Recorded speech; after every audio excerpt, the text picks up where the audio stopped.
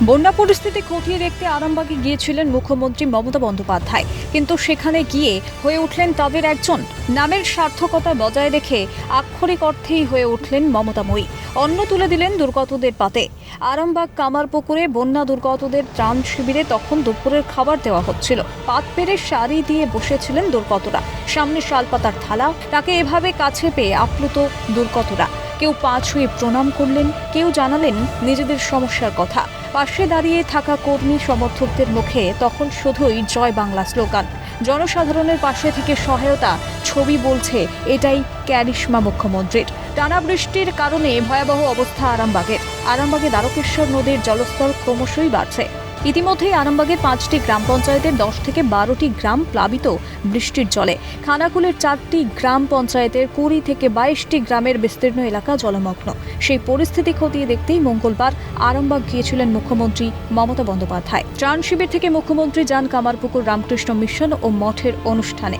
সেখানে অতিথি নিবাস ও পার্কিংয়ের ভিত্তিপ্রস্তর স্থাপন অনুষ্ঠানে যোগ দেন তিনি। স্বামী লোকোত্তরানন্দ মহারাজকে চেয়ারম্যান করে কামারপুকুর জয়রামবাটি উন্নয়ন পর্ষদ তৈরি করে দিলেন মুখ্যমন্ত্রী। পাশাপাশি এলাকা এবং মঠের উন্নয়নের জন্য রাজ্য সরকারের তরফে 10 কোটি টাকা বরাদ্দ করার ঘোষণা করলেন মমতা বন্দ্যোপাধ্যায়। আমি স্বামী লোকোত্তরানন্দ মহারাজকে চেয়ারম্যান করি আমি একটা জয়রামবাটি কামারপুকুর ডেভেলপমেন্ট বোর্ড তৈরি করে দিচ্ছি। তাতে মেম্বার কাদের রাখবেন সেটা উনি ঠিক করবেন। ডিএমএসপি কে রাখতে পারেন, পিডব্লিউডি কে রাখতে পারেন, অন্যান্য রাখবেন। আপনি এবং আমি তাতে 10 কোটি টাকা দিয়ে যাচ্ছি। বক্তব্য রাখতে গিয়ে বাংলার অস্মিতা রক্ষার আবেগে শান দিলেন মুখ্যমন্ত্রী।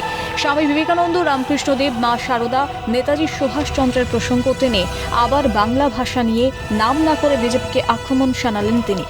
কারা ঘুরিয়ে দিচ্ছেন আর বলে দিচ্ছেন বাংলা মানে কোনো ভাষাই নেই। আরে বাংলা ছাড়া ভারত হয় না পৃথিবী হয়?